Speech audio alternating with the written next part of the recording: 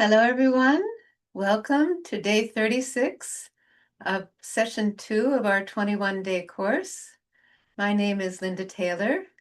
I'm joining you from New Jersey, which is just a stone's throw from New York City, here in the northern part of New Jersey. And I'm delighted to be with you this evening as I've been involved in other 21-day courses around the world. So it's really a pleasure to be part of this one as well. Today, as always, we will do the foot soak. So please, if you haven't already, get your foot soak materials ready.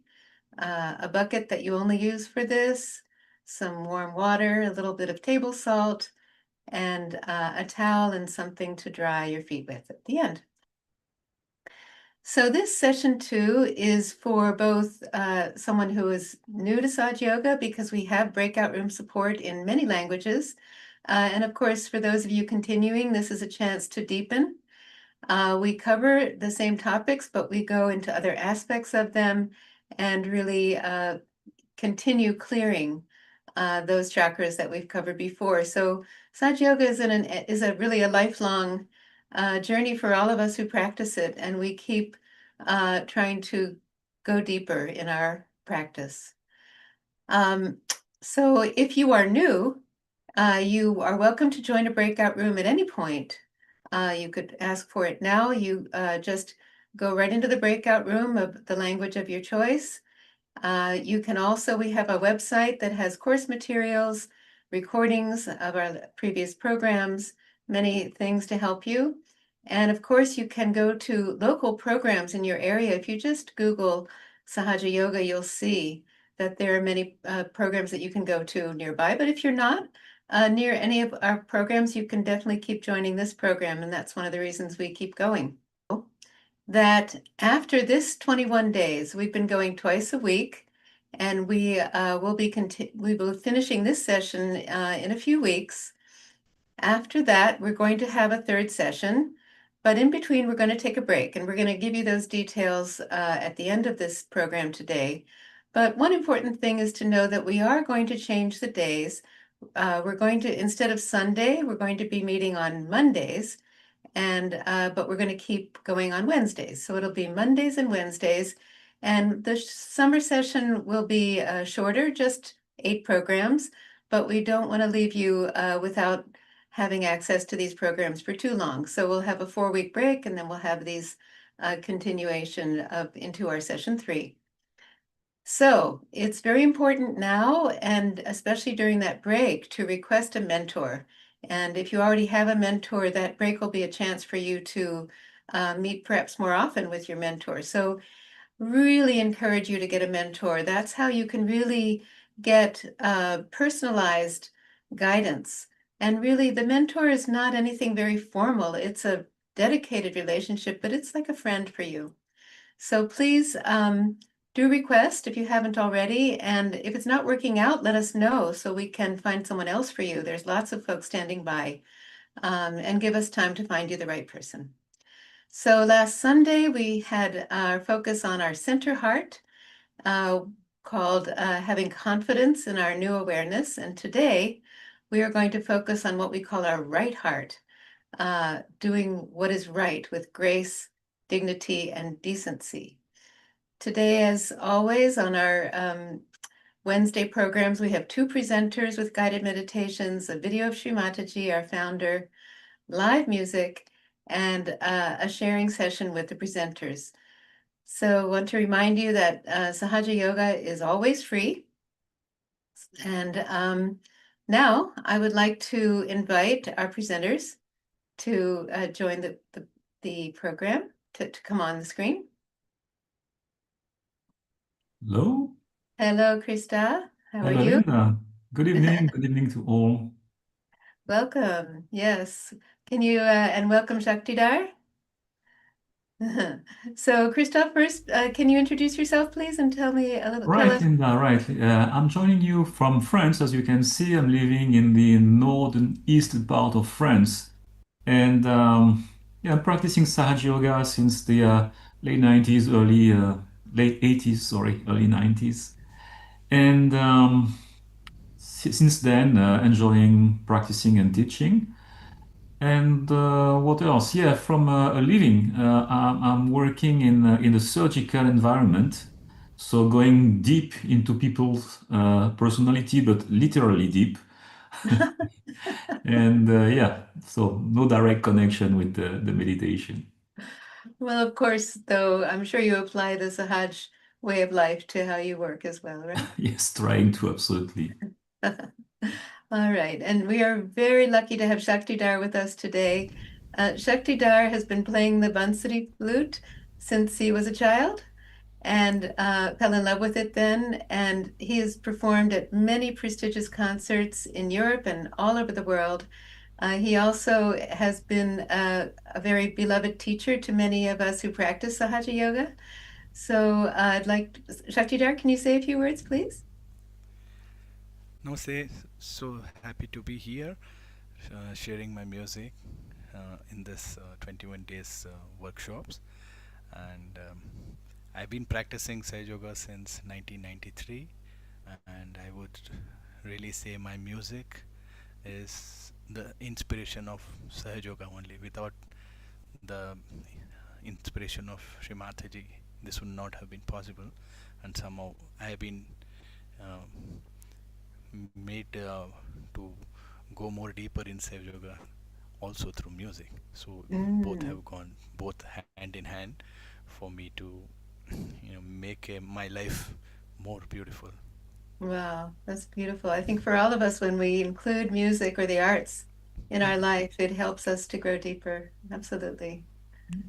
All right, and we are going to share in the chat a link to Shaktidar's YouTube channel, and that will give you a chance to listen to his music as often as you like. It's great to meditate with. All right, so we'll be seeing Shaktidar a little bit later in the program and Christoph, and we'll also have Hans Kuna later on in our presenter Q&A part. So now let's get on with the first segment. So the topic is our right heart today, and let's take a look at the PowerPoint slide. We can see that on our, not surprisingly, the heart chakra is where it is at the location of our heart. We're of course familiar with our left heart, as we call it in Saj Yoga, where our heart resides.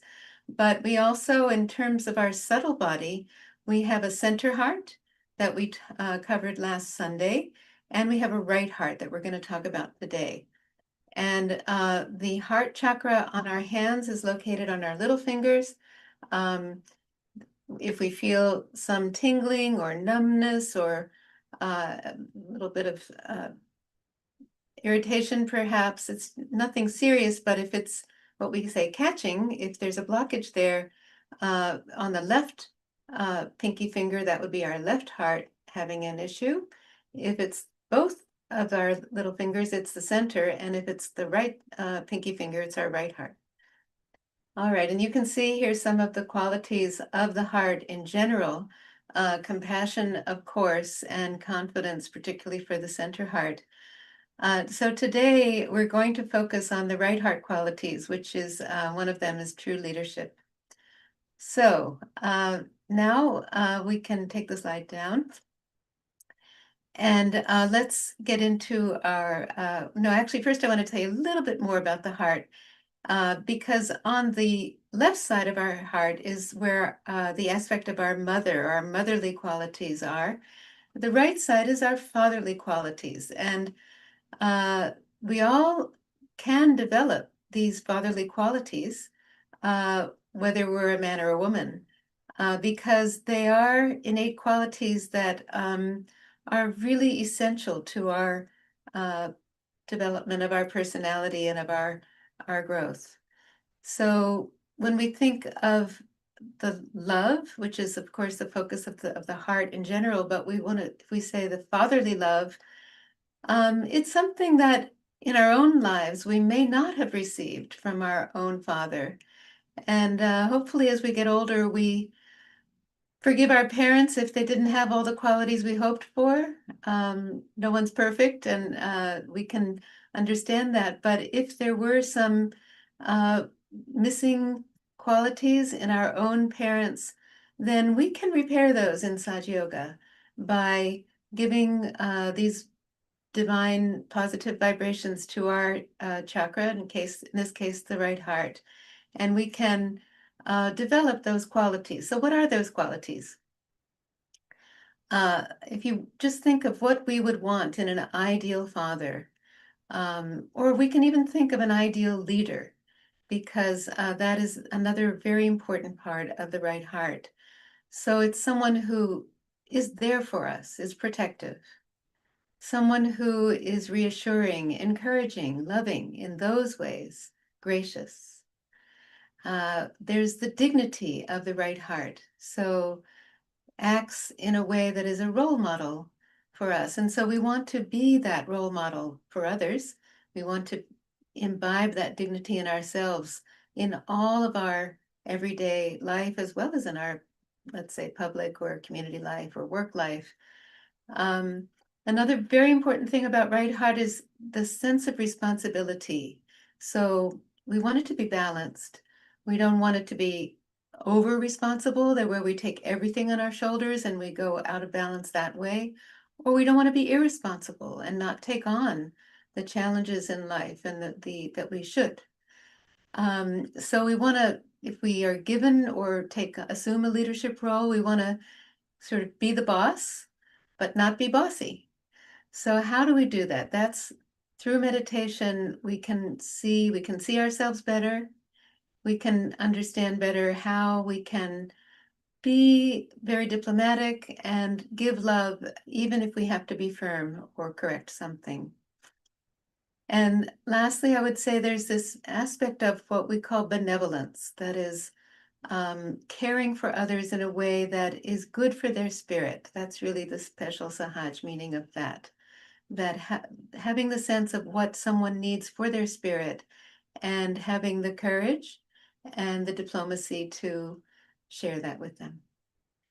All right, so let's now get into our foot soak. We can give some vibrations like this to our foot soak bowl to empower that water with salt to really clear us. Put our feet in the water.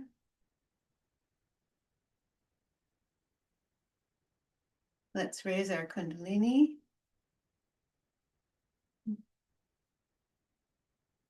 3 times with a knot.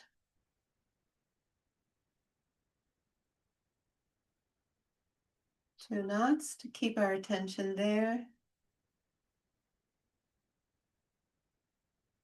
3 knots.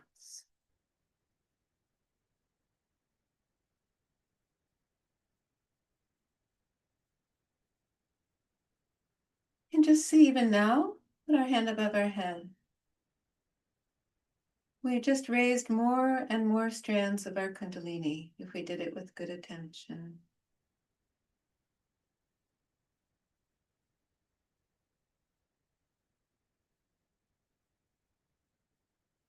Okay, now let's give ourselves a protection. 7 times we bring our right hand around from the left hip all the way up and over. 7 times.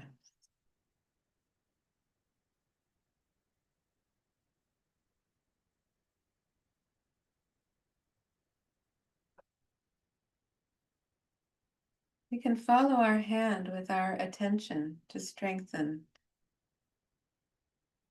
the effect.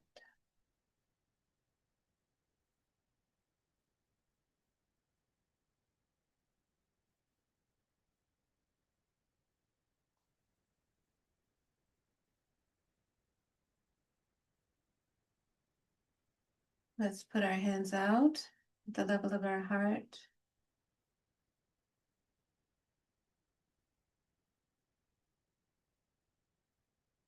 Take some deep breaths.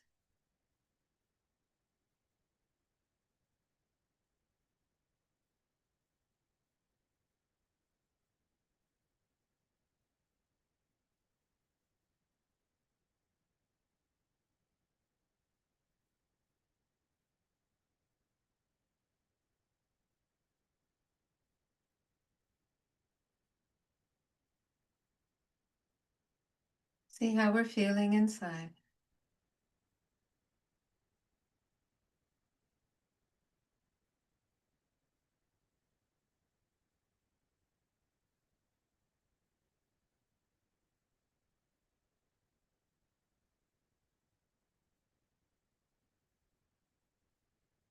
Let's put our right hand on our left heart.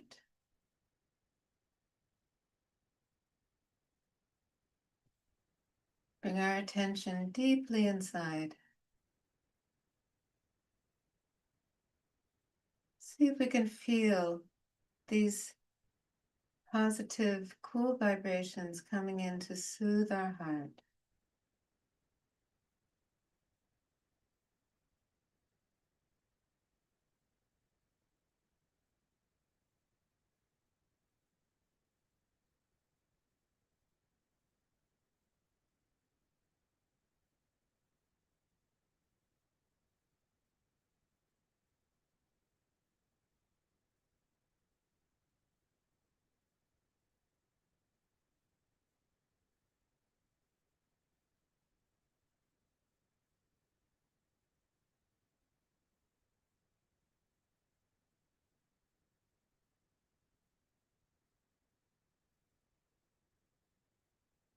Mother Kundalini,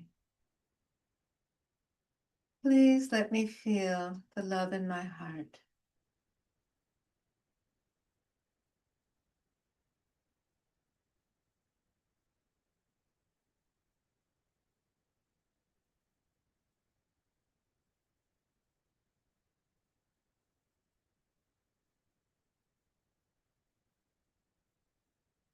Please take away any defensive walls I've put up.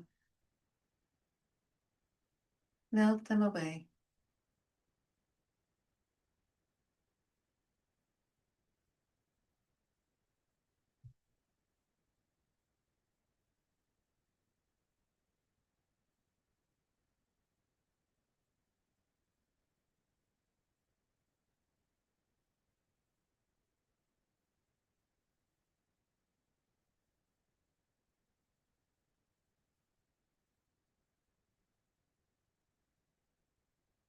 Now let's put our left hand on our right heart. So we bring our attention inside here, not as familiar a place in our body. Really bring it inside where the chakra resides.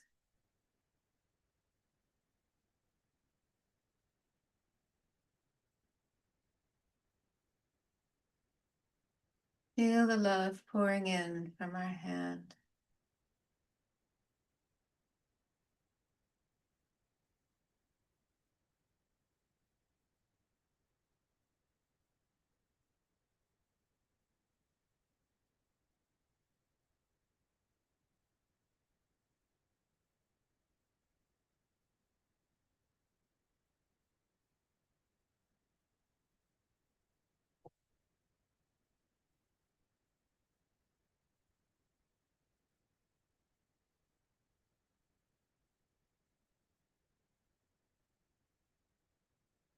Mother Kundalini, please make me humble.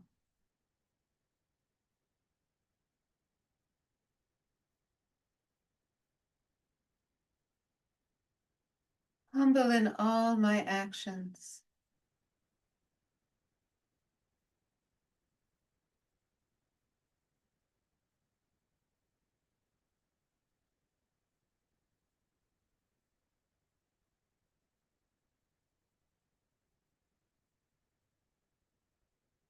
Please make me a caring person,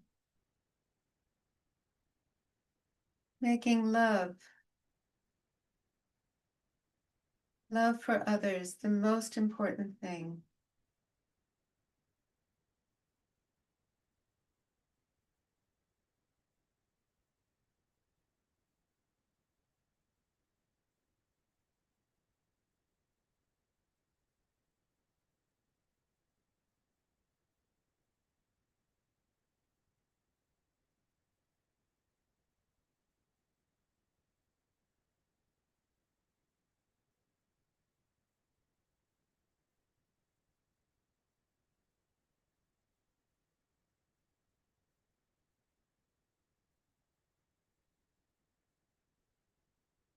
Please give me balance to be responsible.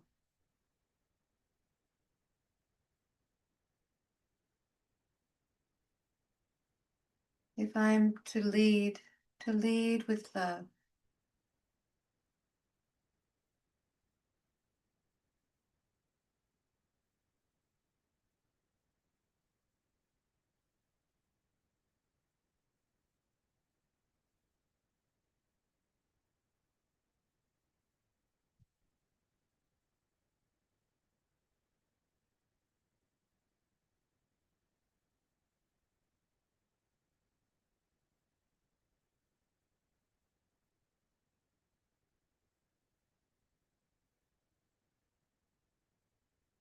All right, take our hand down and just see how we feel in our center heart now. And in general on our hands, in our body.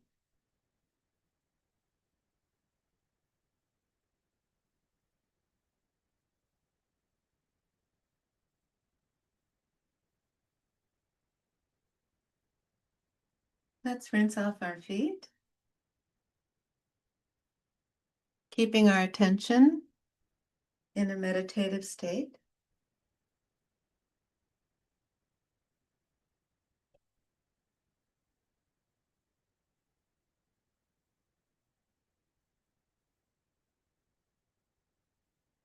And just put the foot soak bowl aside for now. Now, we're going to bring our hand up to the top of our head.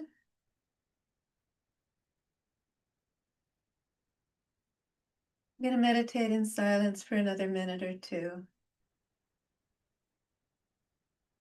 Breathe, relax. Bring our full attention to the top of the head. Raise up our hand. And be there together in silence.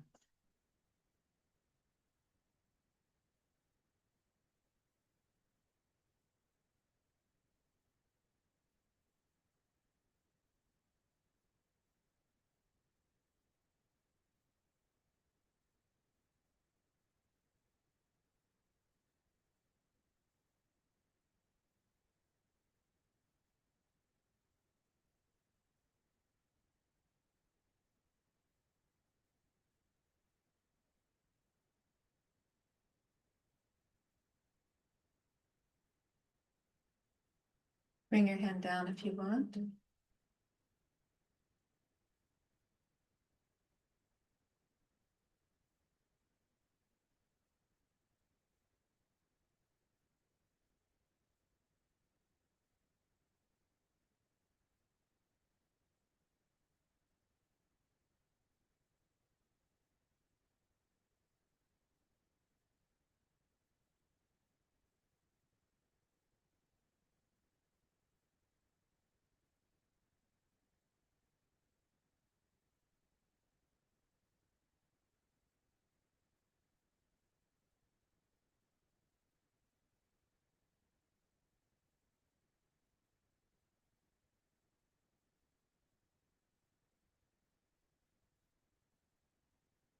So let's stay in this silence. We can open our eyes.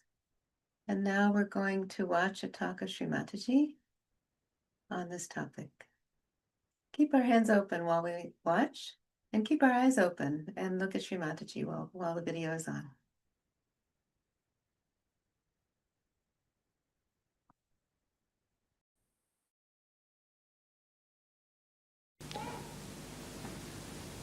So the power of a person lies in bearing things. How much you can bear, how much you can undergo without feeling it. Like you are, say, in the jungle, you are happy. If you are in a palace, you are happy. If you are with this color or that color, if you are with this race or that race, if you are with this kind of life or that kind of life, you can bear it. And that bearing power gives you the caliber to have Sahaja Yoga. It's not that this is shown, it's not that is being suffered. Don't have to say, I suffer being like this. No, you don't suffer. It's just by the way. For a person who wants all the comforts, a person who wants to live with all the luxuries,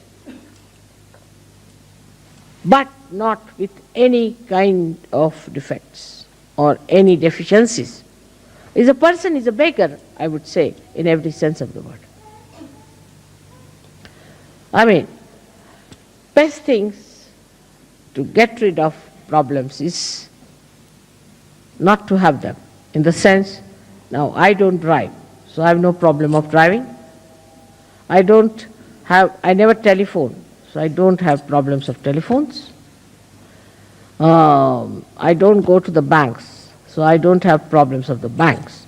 The best is, I don't have any income, so I have no problem of income tax.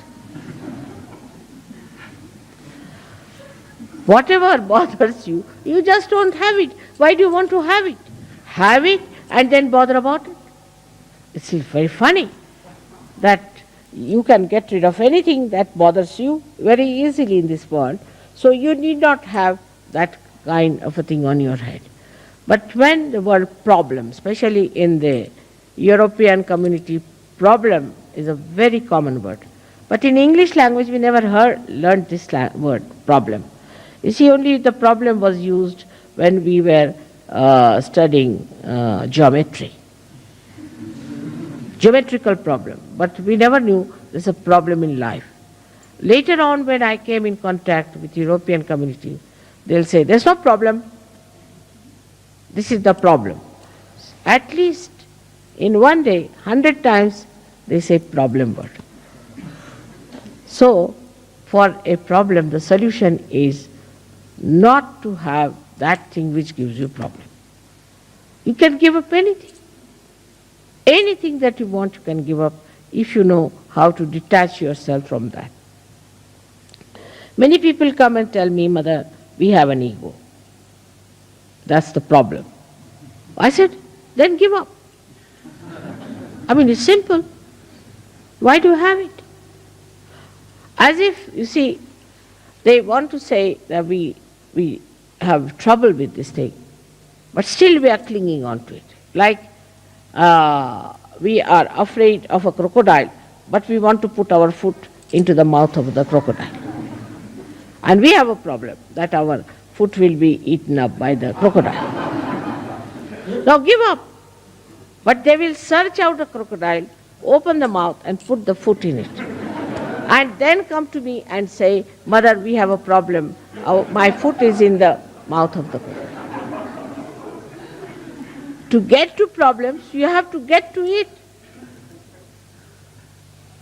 But without getting to it, how will you get a problem? Say, for example, people have very silly, stupid problems. Now, the first problem somebody may have, oh, I have to get my clothes pressed. What's the need? No problem, wear them as they are. Who looks at it? You see, there are all the people who have pressed clothes. Doesn't matter what is there if it is not pressed. It's a problem for them. It's silly things like that. You see, very silly things. But the greatest problem I think you have is your watch. In Switzerland, I shouldn't say so.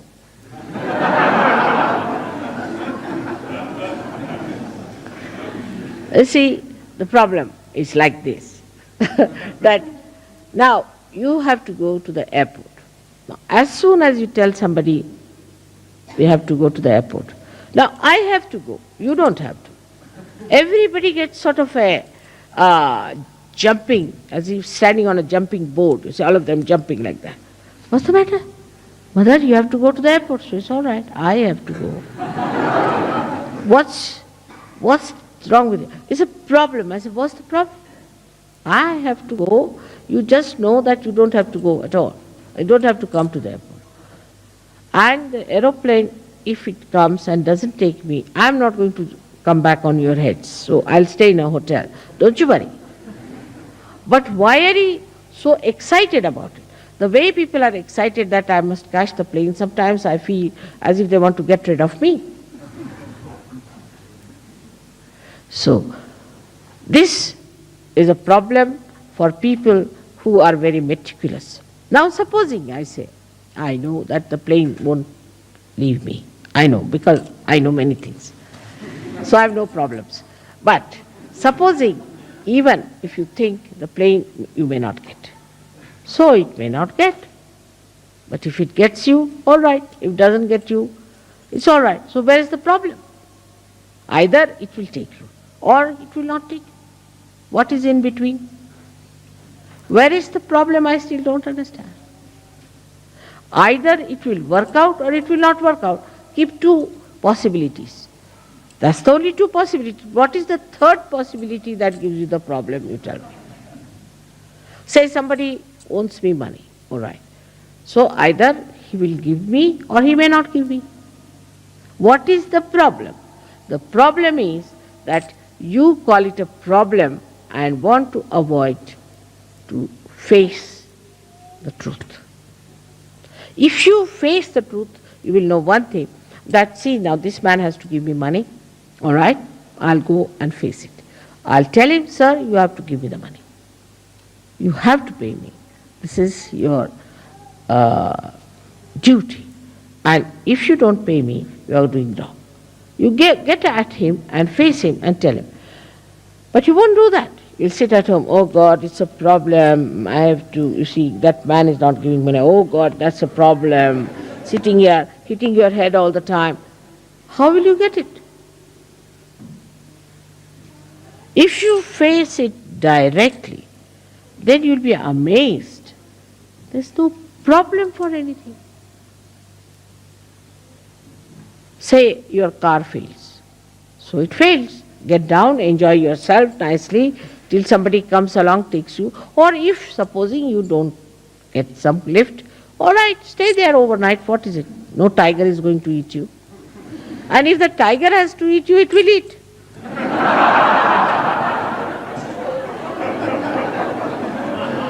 Where is the problem? Still I can't see. I can't see the problem. If tiger has to eat, that's already destined that the tiger has to eat. In any case, nobody dies. You'll be born again. If you look at it from that angle, then you'll be surprised. Most of the problems do not exist. They are like bubbles, created by our own thinking, the waves of our thinking.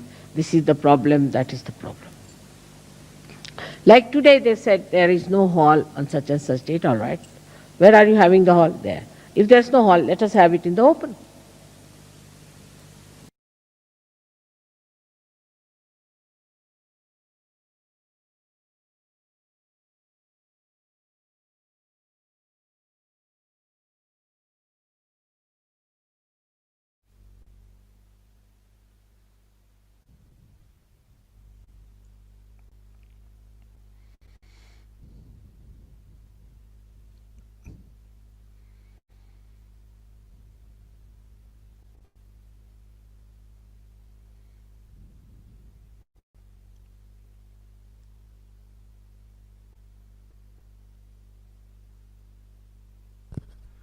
Let us all stay in this state of meditation.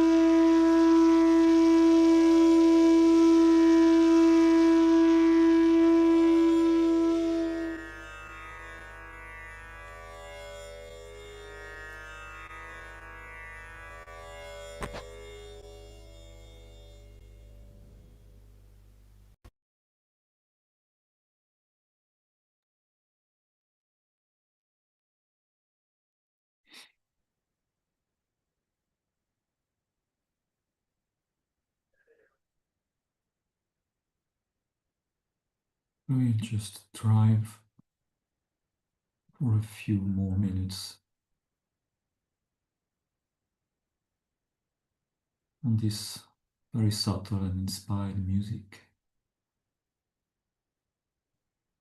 keeping our attention on top of our head.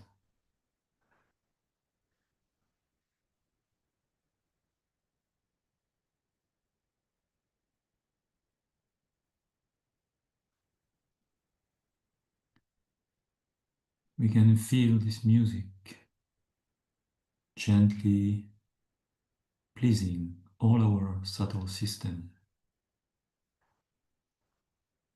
and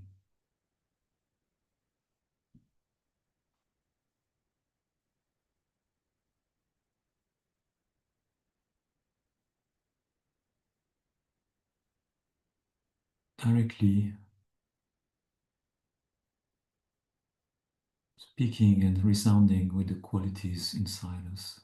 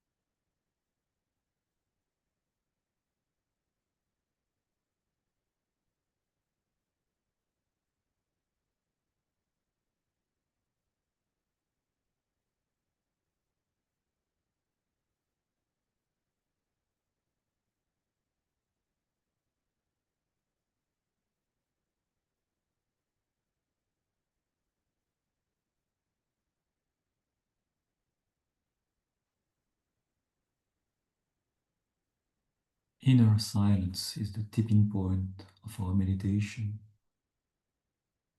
On top of our head, this divine and vast and nourishing silence, full of subtle joy and satisfaction. This is the core of our meditation.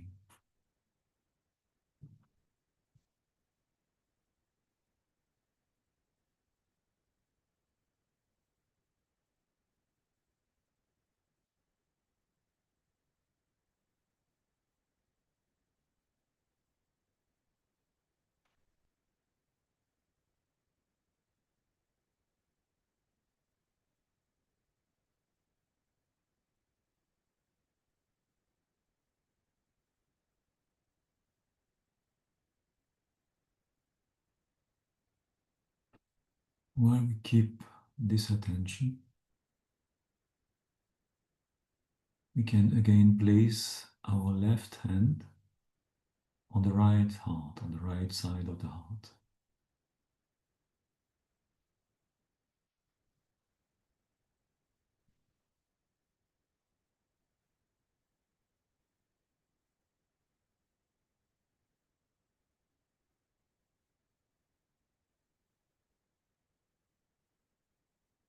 And remembering the powerful words of Shri Mataji, words that are directly awakening our qualities, our inner qualities, speaking to our chakras. We pray our Mother Kundalini to awaken our right heart qualities.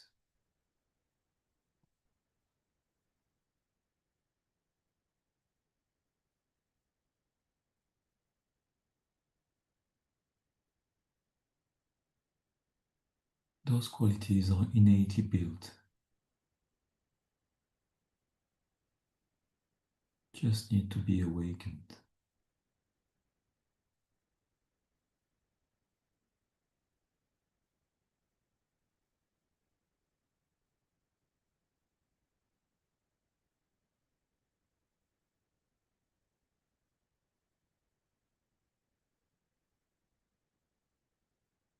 Mother Kundalini, Let me be the expression of the ideal,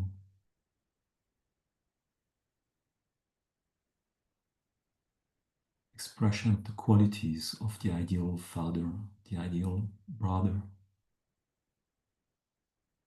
the ideal leader.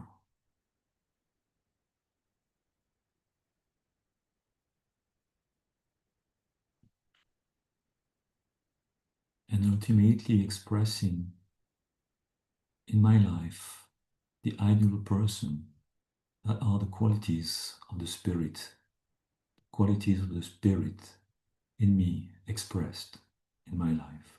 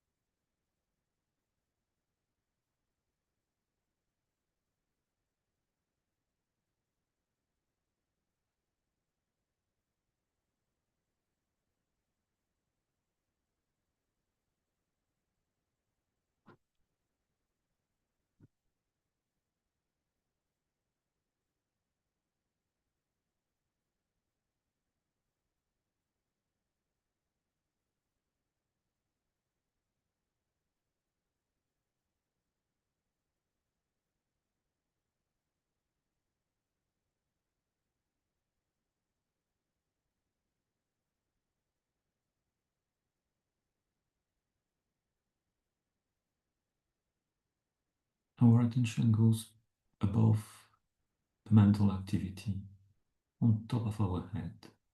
Just surrender to our Kundalini, all mental activity. She will absorb all thoughts and let our attention rise above.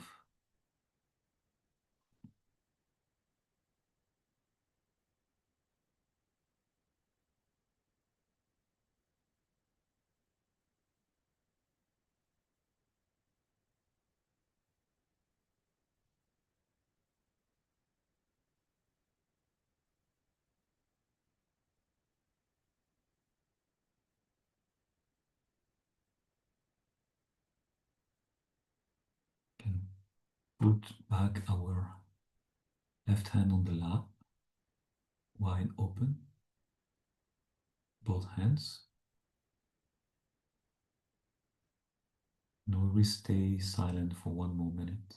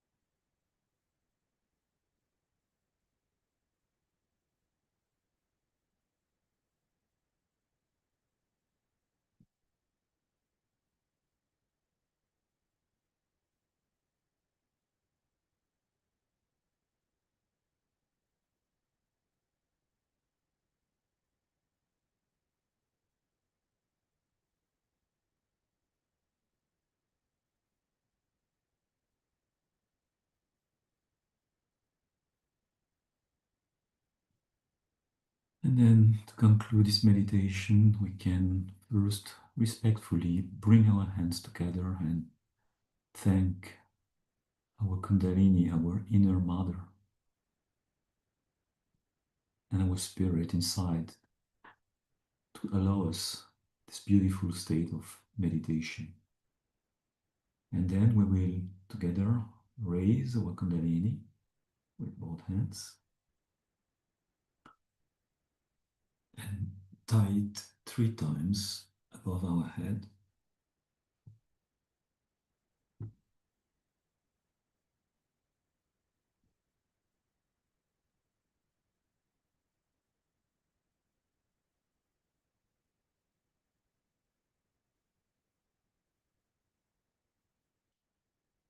Attention follows the palm of the hand until the top of the head.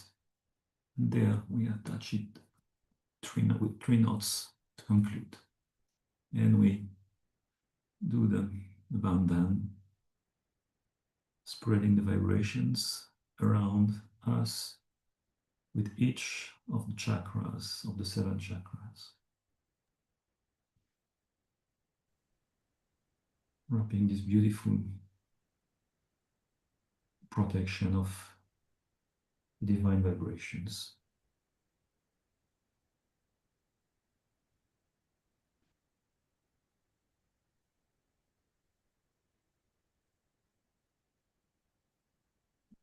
Thank you so much, Christophe. That was very beautiful.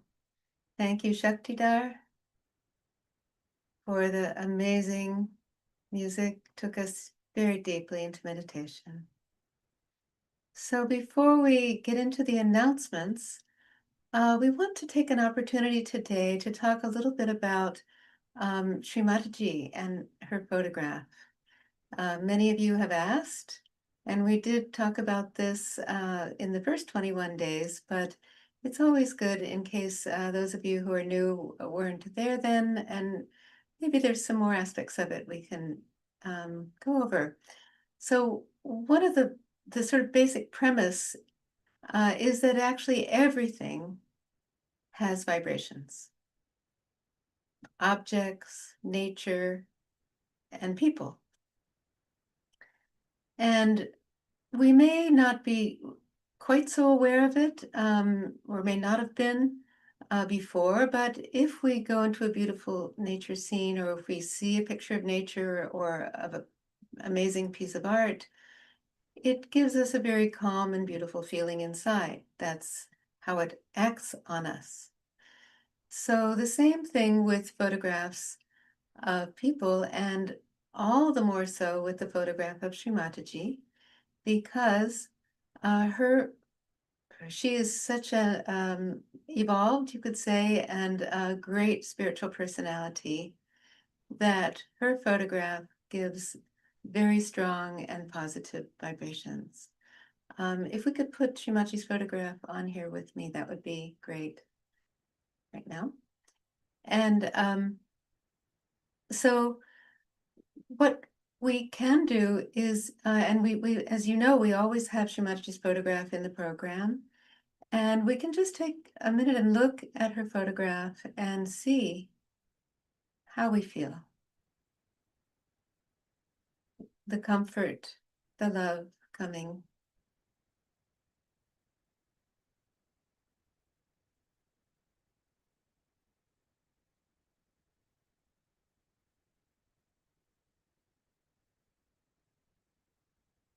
Our Kundalini responds to Shri Mataji's photograph, and she always had told us, use my photograph in a very practical way. Everything in Sahaja Yoga is very practical, and you can feel it. You can feel it on your hands. You can feel it as a result of how you improve in every aspect of your life as you practice. So it's really a very pragmatic thing to use her photograph, because we can feel the effect of our Kundalini rising as a result and taking us into meditation. So that's why we use the photograph during the program. And I just want to, I'm sure you've seen that we all have a small table with Shri Mataji's photograph and sometimes flowers, and a candle. And we do encourage you to set this up in your home. Of course, the virtual photograph does carry these vibrations strongly, but even more, if you get a framed photograph with a glass frame and you keep it in the place, if you have a place where you always meditate, even if it's just a little corner of your home, then these vibrations keep emanating from the photograph. And the vibrations then when we go to meditate there are quite strong. And that also helps us to meditate when we do meditate on our own. So, and when we sit for meditation, we want to put our hands towards the photograph to get the maximum benefit of the vibrations flowing from the photograph. So very much encourage you to, if you haven't, on our website, we have photographs that you can download and frame them and then keep them in your house in a place where you meditate and just see, like a scientist, see the effect and see if you get a benefit from it. So, and we'll talk about that a little bit more together when we meet, but let's now take a look at the announcements.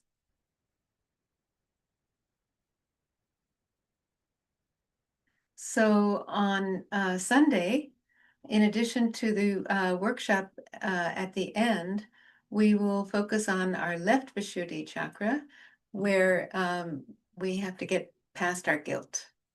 So please come for that. We want to tell you some important announcement about the course that we are currently in session 2. We've been going for 12 weeks, twice a week, and we finished this session on Wednesday, June 18th. After that, we're going to take a 4-week break. And during that time, we hope that you'll take advantage of meeting more often with your mentor. We'll give you, in fact, in the chat, you'll see a link to an online course. It's not really a course, but an ongoing meditation called We Meditate. That's on every Tuesday and Thursday. So that's something you can do to maintain during the break. Also meditate on your own, just as I was showing you. That's very important to grow. So then we will start up again on Wednesday, July 23rd.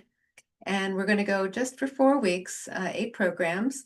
And one important thing to notice is that we've decided to try out Monday instead of Sunday, and then keep going with Wednesdays. So we hope that will suit your schedule. We imagine there's some people who could make it on Monday, but not Sunday. So now they'll be able to come, and hope you all can join also Monday and Wednesday when we begin again for this short summer session. And then we'll take another break and keep going. So we're always here for you.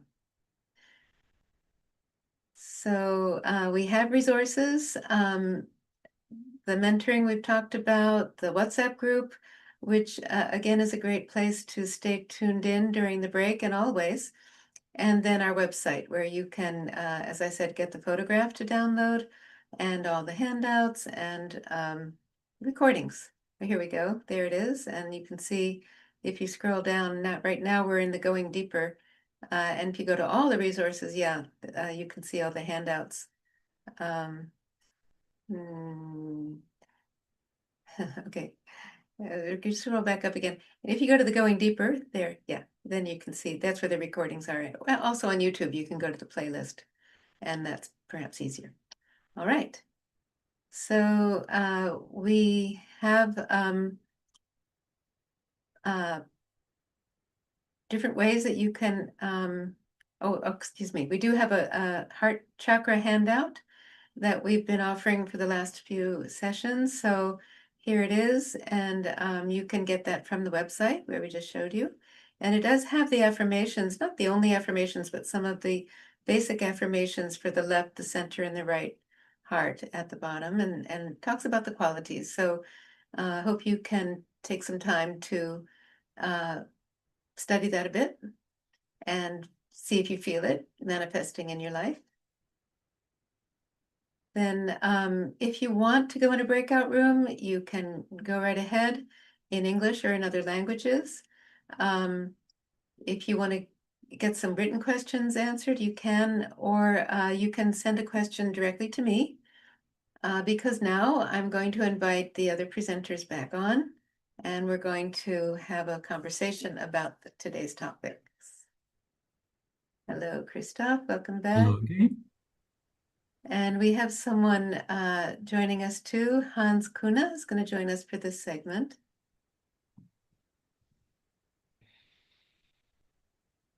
There he is. Okay, yes. Good evening. It's a blessing to be here. Hi, Hans. Oh, great to see you again. Welcome. Just tell everybody a little bit about where you are and just about yourself briefly. Yeah, I mean, this is really nice. You're in USA, then Christoph is in France. I'm in Vienna.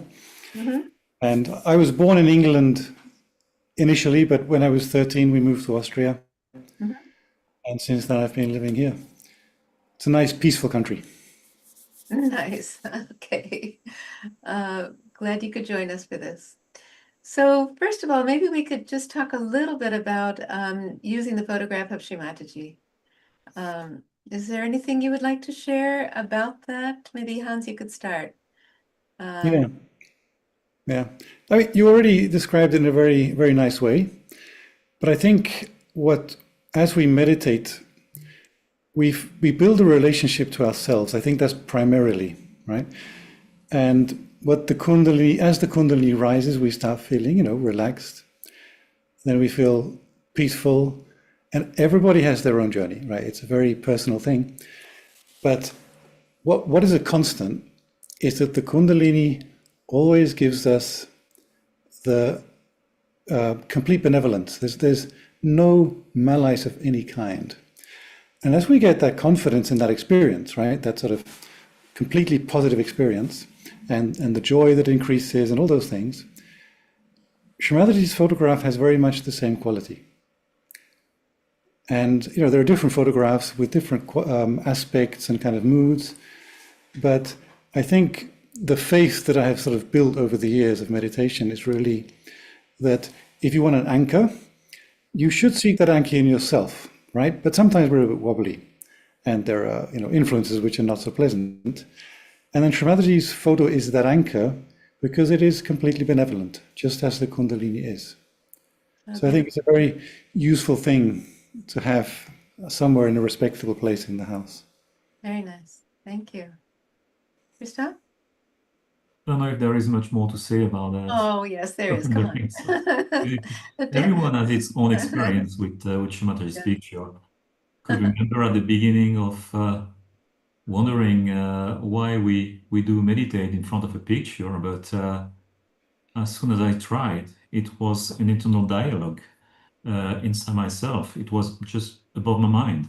I was having the mind which was puzzled and the internal operations of I was not really aware of what the Kundalini actually working in front of that photograph so much better.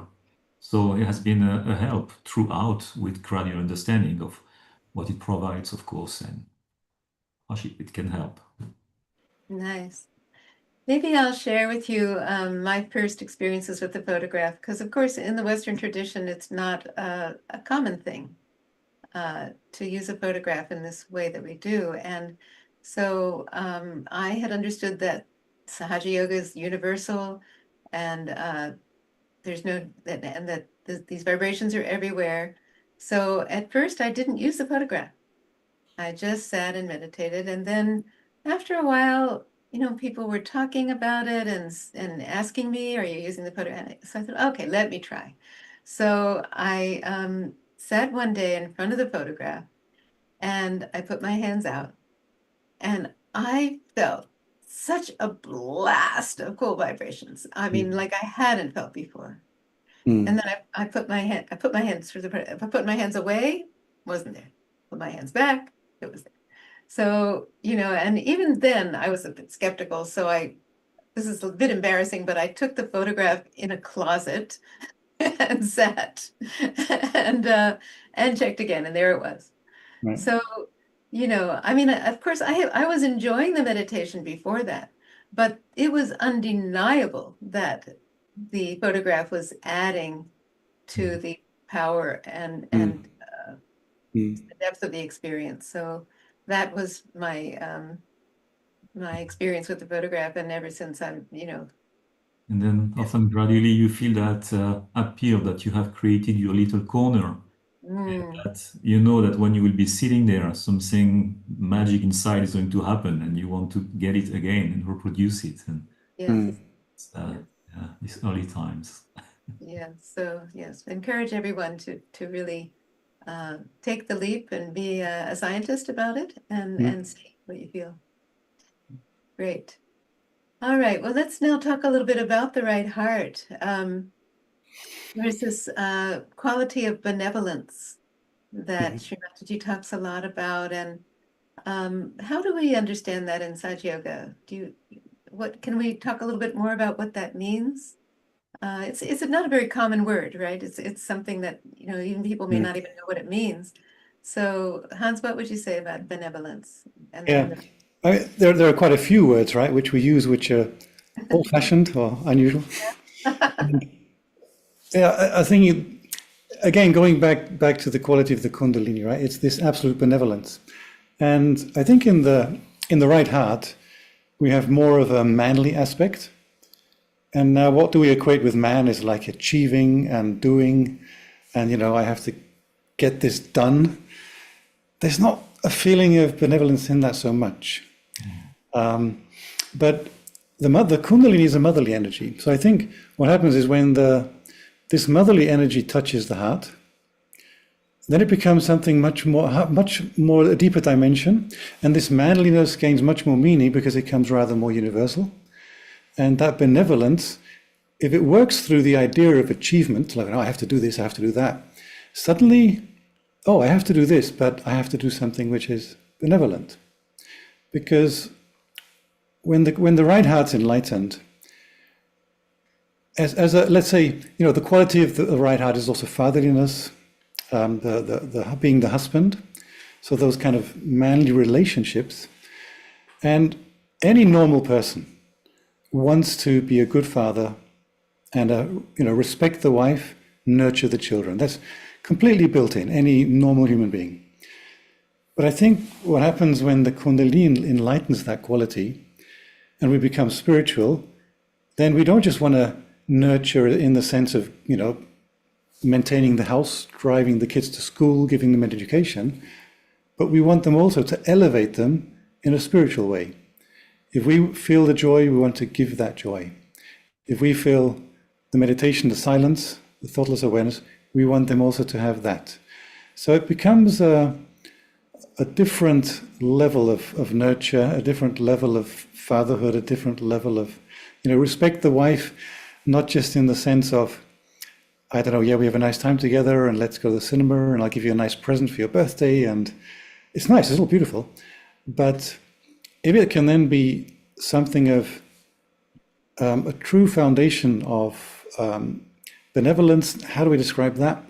In the sense, I'm there for you in a spiritual level, and then you get to what is the foundation of that. And I think the quality of the right heart emanates when we use another word that is, again, old-fashioned, sorry about this, it's chastity. And that chastity is when we have, the purity in our relationships where there's no self-interest, but there's also no diversion. It's a faithfulness. And I think Sahaja Yoga does help to maintain that, Yeah, I just want to say that word in Sahaja Yoga, we have sort of you might say, technical definitions of it, and we don't mean abstinence. We don't. We exactly. mean right. This is very important, I think, to clarify that it means that abstract, you could say, purity. It's really purity. Yeah. Right. Yeah. Yeah, and something you can rely on between people. Mm-hmm. Yeah. Yeah. Christoph, what do you feel about benevolence? Yeah, maybe just to touch another aspect of the perfect expression of the right heart would be a leader. But every type of leader, we have to assume being leaders also at every level of life. And that's this beautiful quality that goes through the right heart of actually what we mostly have to imagine nowadays, because this type of leaders are getting rare or hidden somewhere. But this is the ideal leadership behavior, which would be leading truly being an example first being the example of the what we call in Sahaja the Dharma, in spirit, what we call the virtues, the right conduct, the honesty, the truthfulness. That's what should express through these right heart qualities. And this type of leader would not look down upon anyone, would consider and treat anyone equally the same way, whether powerful, high ranking, or a simple person, employee, or whatever is the relationship. So this aspect of the ideal leader that we are somehow looking for in the society and that we don't find has to be looked for somewhere else, and maybe firstly within ourselves. And yeah, Yeah, that's so true. The ideal leader is, if we think of the great leaders throughout history, yes, maybe they were intelligent and smart, but mostly we feel something for them because of their heart, right? It was that magnitude, the magnanimity of their heart, the greatness of their heart. That is really, and Shri Mataji once did talk about this, that if a leader doesn't have a good heart, they could be, as very smart and, very well educated, but even in the talk, she talks so much about, it's not so much the thinking part, don't think, but let your heart govern, and so really govern in the way of a leader, right? So leading with the heart. To me, the right heart, and as a woman, I'm not going to become fatherly, but I'm going to have those qualities, just like you as men are not, you have to develop your left heart, your motherly qualities of caring and loving. So in a woman, I see it as how to be a leader as a woman, which can be incredibly effective because you really, as women, we have maybe even a little bit of an edge about in how to relate to people from the heart. Yeah, And I think that's really, we have an advantage. What Christoph mentioned, right? The leader, the true leader, there's no aggression in it. And right. again, too much manliness would be, there's no domination, I think. Yeah. That's when people kind of like to be led because there's a love in it. Yes, absolutely. Beautifully said. yeah, Yes, yes. I know, like my own father used to always talk about the golden rule, right? Do unto others as you would have them do unto Yeah. you. And so that to me is also one of the, you could say, axioms of the right heart, that it's in our behavior. It's sort of the way, the chakra that our personality and our behavior manifests. And so again, we really want to infuse it with love, and that's what the Kundalini helps us to do by bringing that softness, bringing that caring, that quality of love in there. How would you say you've grown in your own development, or how have you evolved in the expression of your own right heart? Christoph, do you want to start this? that's a question, because usually when you have some qualities imbibed within yourself, you don't notice them. It is just there, right? Yeah. So I'm not the best placed person to talk about my right qualities, but if I look And at with, the with past, true humility, that's true. With true humility, we wouldn't want to Yeah. say. Christoph, But tell us how nice you are. Come on. you could tell us how awful you were before if you want. yeah, exactly. That was what I was about to reach to, and what happened since. Um, yeah, uh, this. it goes a long way because this is something you grow with, right? When as an adult, when you grow as an adult, usually your right heart qualities develop, as Hans Mm. mentioned at the beginning. And on the spiritual level, so we talked about that. We all somehow have an idea of those qualities that we spoke about as a father, as a brother, or leader, or whatever. Personally, I don't know really where I am with that. I'm probably enough balance to have the sufficient qualities to care for my family, to love my wife, to have good friends, and try to assume my professional responsibilities with necessary motherly love and care and benevolence, Mhm. right? And if I might say something is that is dear to my heart is the desire to have justice in the relationship, to provide a just balance attitude in the relations with others or in the society, in the professional relationship as well. So the sense of justice is an important thing, I think, related to the Yeah, expression of the right heart as well. beautiful. Mhm. Mm. Hans, do you want to share something about yourself? Yeah, yeah. Just Christoph made me thoughtless, and now I've lost the link, right? But uh, I think half of the qualities that develop in us are by surprise, Yeah. because the Kundalini just sort of shows us things, you know, and you suddenly drop off. And Christoph mentioned professional relationships, right? Suddenly you're at work, you realize, oh, I'm not, let's say, attacking somebody back when he attacks me. I'm suddenly calm. And if the nice thing about the qualities the Kundalini gives you is that they're really authentic. They're not, you don't learn them in a workshop. You don't practice them in front of a mirror. It's just suddenly there. It's, oh, look, I'm reacting differently.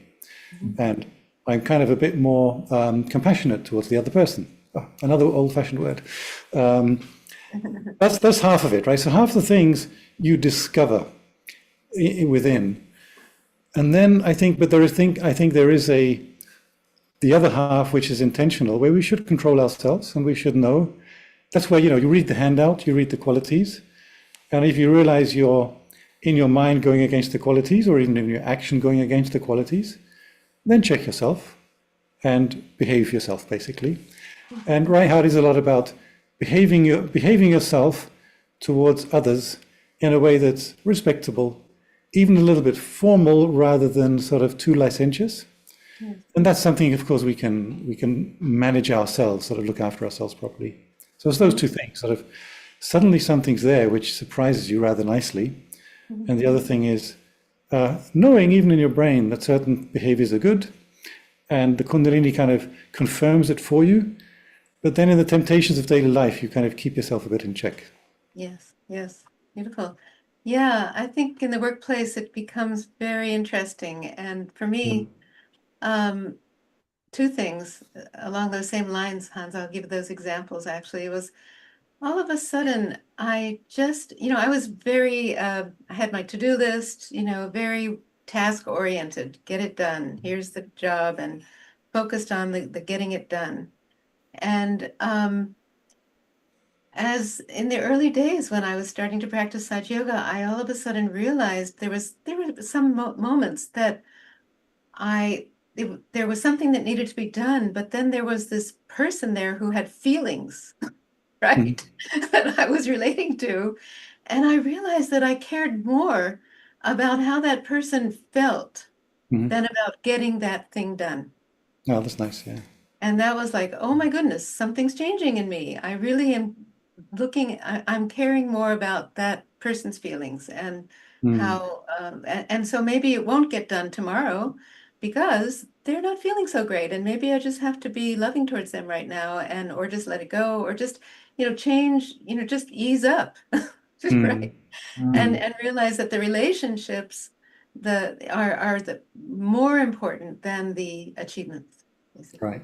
Yeah, and Yeah. bringing the person's feeling into the picture Yes. usually at a longer term brings way more results than you would have got from a more what is the name, more not dictatorial but authoritarian. Yeah, taskmaster sort of Yeah. approach. Yes, Yeah. yes. So it's really, I mean, it's so much more fulfilling too, that, Mm. you realize you're surrounded by human beings that you really care about, but really you care about more than Mhm. the getting the task. So that was one really beautiful revelation for me and change.